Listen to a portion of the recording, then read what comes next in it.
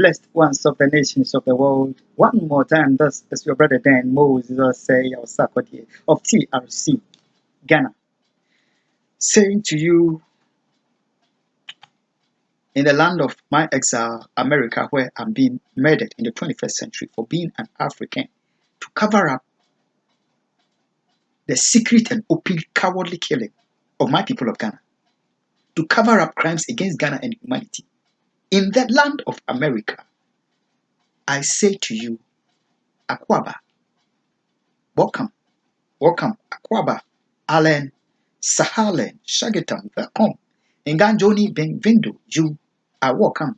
Kuso Diwo to San Yusenyo, Okukulaba, Mauya Mingalaba, Boye, Malamo, Karebo, Ekabo, no, oh, Sanu, Dezua, Nkwangehena, Mitas, Duburo, Pezalova, Bine I Vinit, Barigalos, Bita Iche, Ayubon, Dobritoya, welcome, Estan, Osut, Walam, Adoman, Bienvenue, bienvenido, Namaste, Swagatam, Kush, Amadid, Baruch, Haba, Marhaba, Wanyong Haminida, Wanying, Nyejeko, Anyeme Nyejeko, We Zolo Novio, Mia Wezo, Akwaba to the program, Testimony, New World Disorder, and Akwaba to what to do. Ghana, humanity, and the nations of the world. Let's be truthful to our heart and let's be truthful to God and to ourselves. I have never said here that the Christian God cannot bless you to be rich because you serve him. Neither have I said that if you belong to Islam, Allah cannot bless you because you serve him. I have not said that. And I have not said that if you are a Judaist, Yahweh cannot bless you for putting your trust in him. I have not said that. I hope that what I said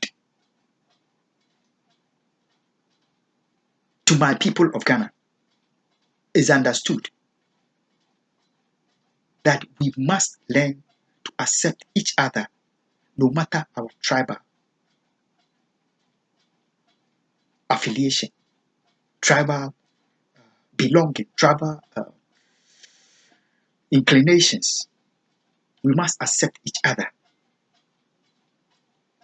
and exalt. If any tribe must be exalted, must be the tribe of Ghana, that we will all feel belong, whether we are Ewes, we are Ashantis, we are Chin, we are Bronx, we are Assam, we are whichever tribe that we belong, that we can all joyfully sacrifice our life, lay down our life for the sake of our state and our people, and that there is no way any can exploit us tribally to turn our minds against our own state or section of our people because they don't belong to our tribe, or because they don't belong to our religious group, or because they don't belong to our faith, or because they don't belong to our denomination. I pray that we have understood what came to us in part 1 and would receive it in good faith, because the truth is, as we go along, Ghana shall be clear as to the dangerous death trap that has been set for our people. I shall make the problem plain to you, and then you yourself will testify that how would you get yourself out of this problem if God doesn't help you, or if the state, if the people don't come together as one people and put tribalism behind us and put religious differences behind us, that we stand together. If God doesn't let us come together as one people,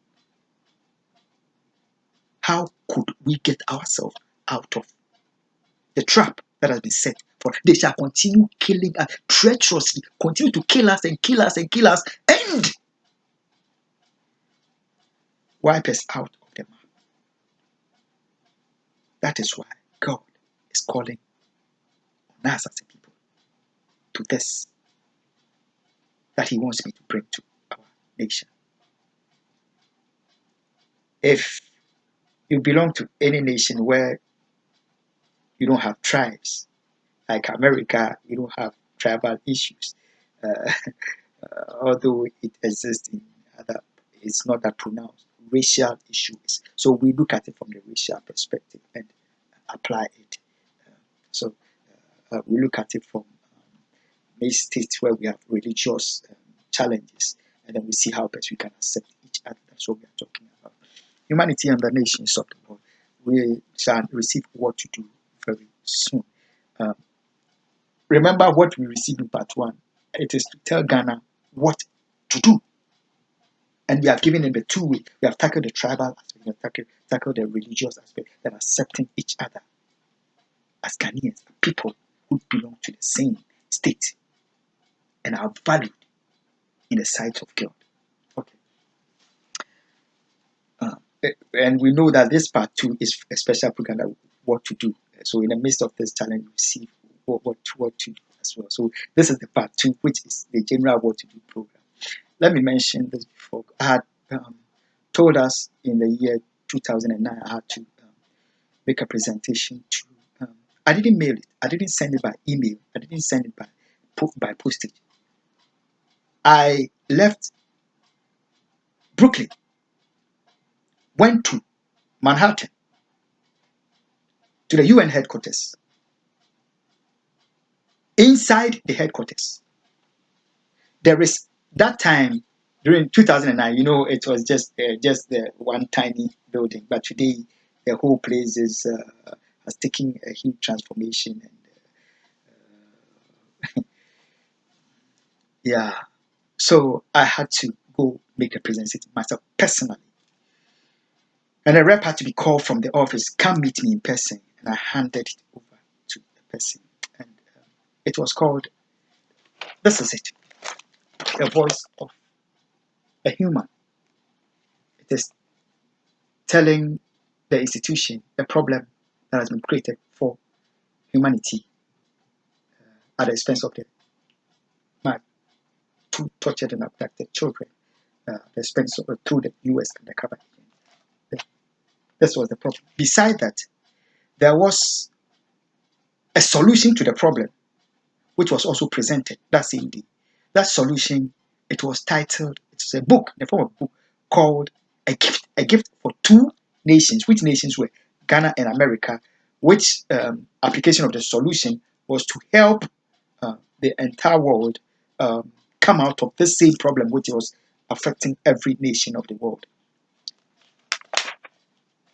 However, Ghana, I need to tell us this because what you need to know, America, what you need to know is this document was prepared in a state of fear. I was in great fear of my life that the US government would murder me. I was in great fear of the CIA, the FBI, the police of the state of New York. They were murdering me.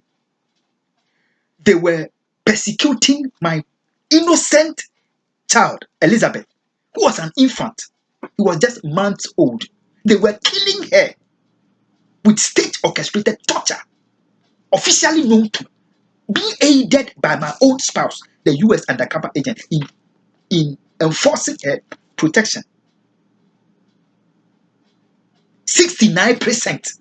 Brooklyn, New York. This is Osei speaking.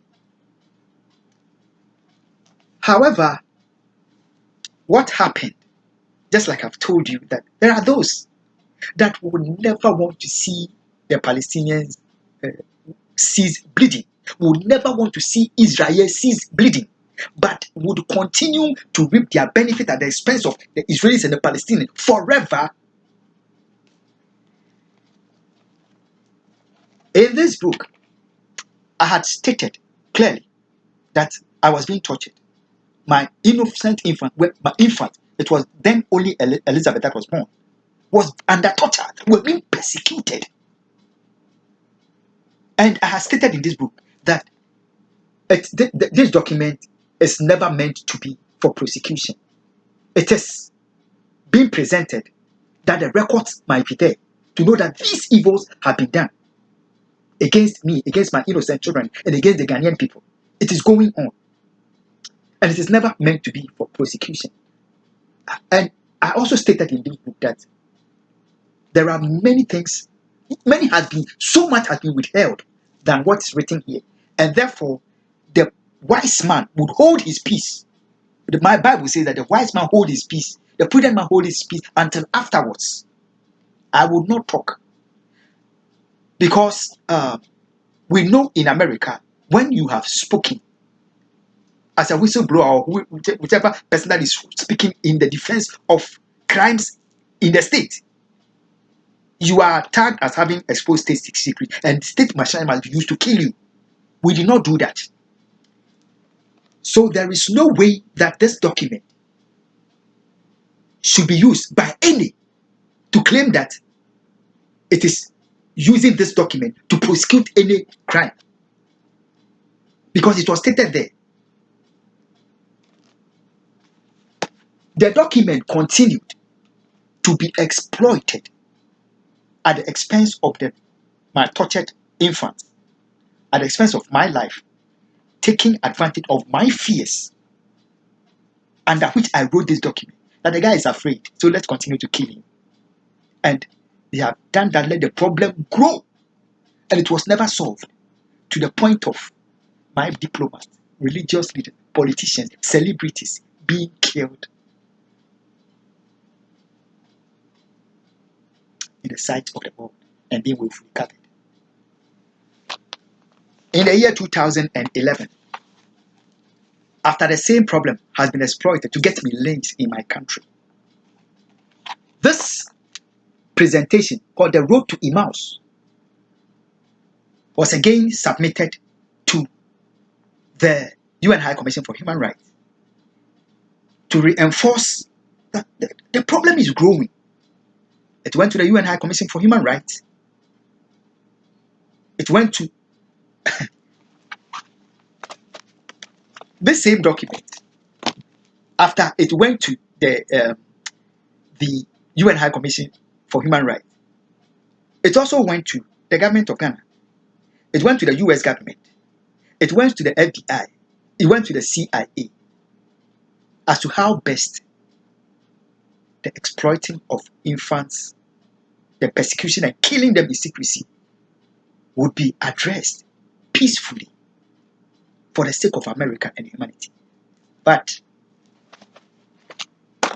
the problem of Ghanaians are no better than Israelis. They are no better than the Palestinians. They are no better than any other nationals. So the problem must be exploited by the CIA, by the FBI, by the police of America, willfully letting the issue grow so that huge forces, some of whom are investors, some of whom are politicians, some of whom are religious leaders, some of whom are diplomats, some of whom are oil gurus, can continue playing Ghana like a keyboard, like on a keyboard, and get us killed, get us killed, get us killed. And they are continuing to kill us in secrecy, in the open. And they tell the African, if you dare voice out for the defense of the blood of, we shall kill you. We shall kill your pastor. We shall kill your diplomat. We shall kill your religious. We shall kill your preacher. We shall kill your family members. And they have done that up to this time, just like they do to Israel and Palestine. So humanity and the nation. I'm not saying that the UN High Commission for Human Rights did this. I'm saying that there are huge, unsurmountable. Forget about the English. Listen, unsurmountable forces.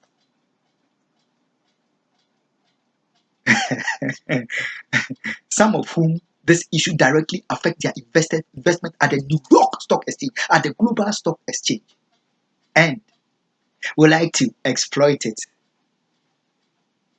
within hours. What they can do to let the stock market shoot positive trillion. sink low, negative trillion, when they know that this is what they are doing to do that. But within seconds, they make their fortune. Don't expect Ghana. If you like the United Nations, come out with a solution to the Israeli and Palestinian problem. Eh? America will say, I will not agree. You understand? They will not agree. There are states that will say, we will not agree. Let the Israelis and Palestinians come out with their own solution. The states will say they won't agree. Hey, how will they continue to make their fortune at the expense of their people? Ghana, you are in a worse situation. You are in a worse situation. That is why God wants me to tell you this. That we learn to accept each other and that we live together as one people. It is this document that have continued to be exploited. These two documents. They have discarded the solution again for two nations. The US government discarded so they can continue to exploit, let Ghana bleed. And then God let it come out in another form. God improved it, refined it, let it come out as Occupy Till I Come. They have continued to seek to suppress that book, just like they suppressed the book of Surgical Dr. Kwame Nkrumah, 1965. No colonialism and the final stage of imperialism. He published it in 1965. The next year, they coup d'etat. They bombed him. They overthrew his government. He became an asylum seeker in Romania and he died there. They are the same forces who are doing this evil to America, humanity, Ghana, and the nations of them. They are the same. They have not changed. So Ghana, you haven't heard anything. As we go on, you get to know God will let me tell you the trap that they have set for you, and you know that wait, just say yeah. You get to know that. So let's go on. What to do if Ghana would come out of a situation? If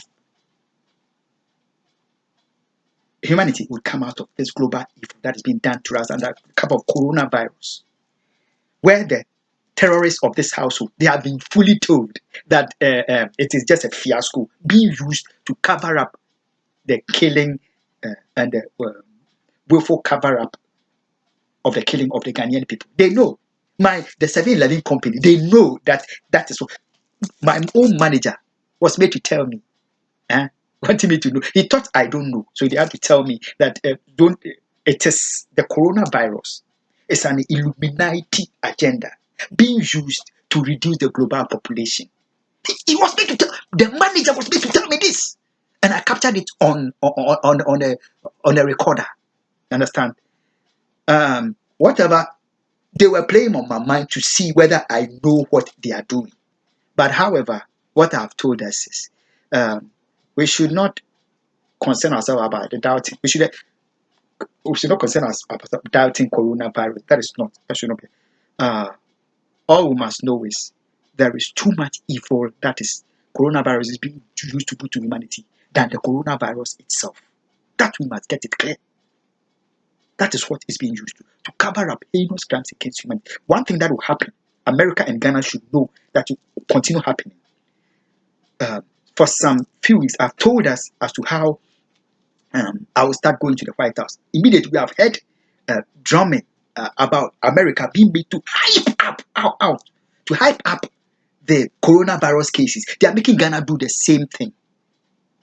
It is a tactical strategy that these two nations are being made to as part of pushing that agenda to cover up the killing of Ghanaians and to keep the Ghanaian people in the dark.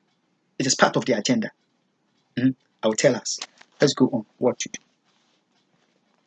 So we should not wonder. What I'm saying, we should not wonder why the Trump administration, the U.S. government, all of a sudden, their coronavirus situation is going high up. They are giving us some figures, astronomical figures. The same applies to Ghana. It is a tactical evil that's been done to the state.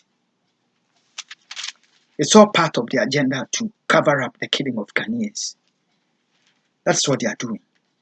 If you want to know why they have to do that, various airlines are beginning to open up the airlines to accept their passengers to open their flights.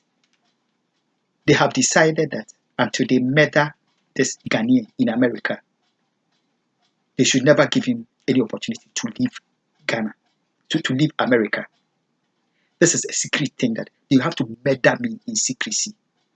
If they allow, they don't want it to be known that this is the target. I am the target that must be murdered. If they allow all Americans to travel and I am singled out, it will be so clear to humanity. He will, exactly as he was saying, that is what it is. So in a way, the evil that they are prepared for me as I need, they must put it on the whole of the America. You can't fly. If Europe have opened their air travel line, the papers, people are supposed to travel to Europe, Americans cannot come because of their dangerous situation. So I can't fly. If Ghana's situation is high, Ghana must be. You can't fly to Ghana. You understand? So who is the target here? Let's think. They are hiding something from us. Let's see what to do if we would overcome the situation. If America would arise out of the situation, if Ghana, Europe, Asia, Australia, we would come out of this, we must learn to accept each other. Whether we are victims of coronavirus or we are being exploited, whether we are rich or poor, whether we are male or female, whether we are Christians in the nation or we are Judeans or Muslims, we must accept each other as members of the human race and not exploit each other, deny each other of our due portion of what is due us out of the state, or what our contribution as members of the state should not be played down that these are blacks, these are whites, and they are minority, these are majority, they don't matter. Do we understand? We must accept each other. Now, so that is what we must do from the Congress. We must say that his state doesn't contribute much. This parliamentarian, his people, they don't matter that much. So his contribution at the parliament, at the Congress, at the Supreme Court, from the judiciary, as a minister, his contribution, his ministry doesn't matter much. We must learn to accept each other. That is what we are saying. What to do? I'm reading John chapter 12, verse 1 downwards. Then Jesus, I'm reading about Jesus and Lazarus. Then Jesus said, Then Jesus, 6 days before the Passover, came to Bethany, where Lazarus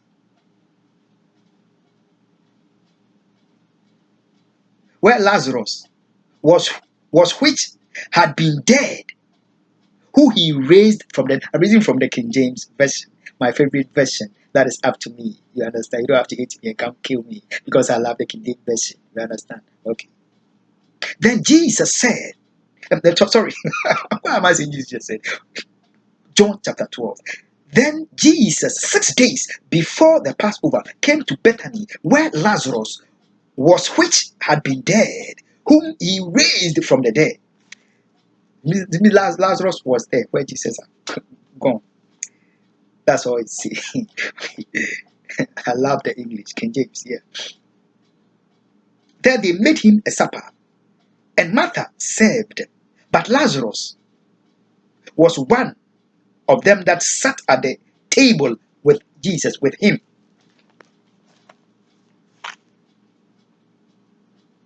Then took Mary a pound of ointment of spikenard, very costly, and anointed the feet of Jesus, and wiped his feet with her hair.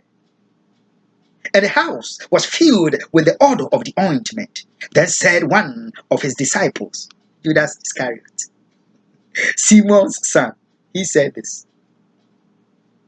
Then said one of his disciples, Judas Iscariot, Simon's son, which should betray him.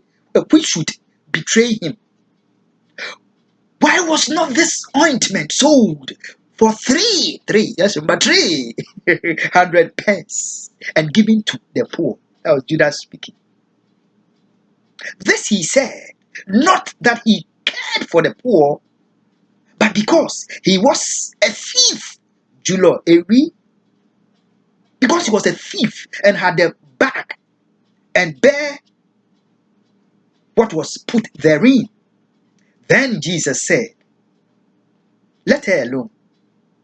Against the day of my burying has she kept this. For the poor always ye have with you, but me ye have not always. Much people of the Jews, therefore knew that he was there, and they came not for Jesus' sake only. In other words, there were a lot of Jews who came there, and they came not for Jesus' sake only, but that they might see Lazarus also, whom he had raised from the dead. They didn't come because of Jesus, for the sake of Jesus alone, but they wanted to see Lazarus, whom Jesus had raised from the dead. Let's read on. But the chief priest consulted that they might put Lazarus also to death. They will not kill only Jesus, they will kill Lazarus too. Who is Lazarus? Lazarus is the one that Jesus raised from the dead, and they all saw it. They have planned to kill him again. I read on. Because that by reason of him, of Lazarus, many of the Jews went away and believed on Jesus. I'll end here. What has this that we have read got to do with accepting each other? You may ask. Now, Lazarus was dead. He was Jesus' friend, and Jesus raised him out of death.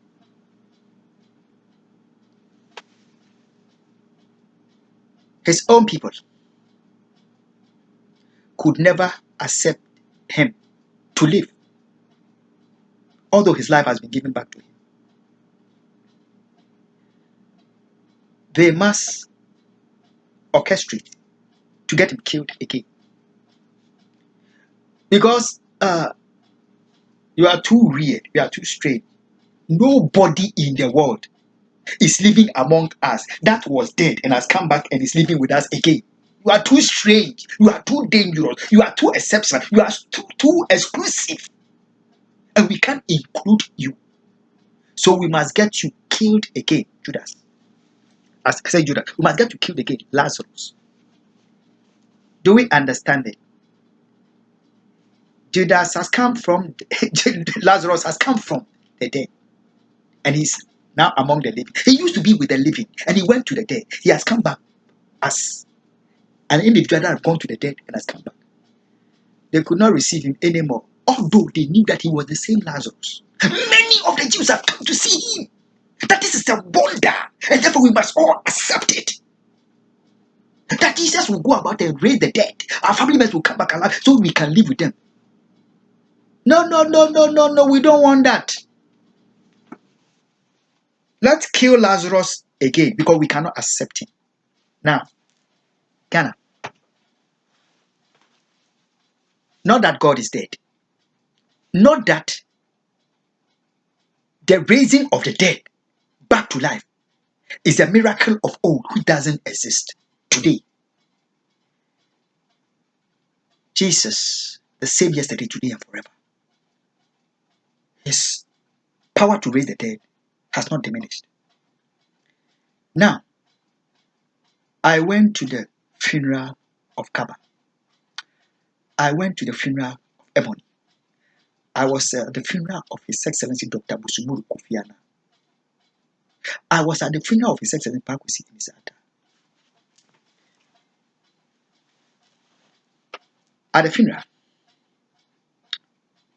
God was telling me, you see, all these people, not that I can't raise them, not that I cannot tell you to say, Ebony, come forth.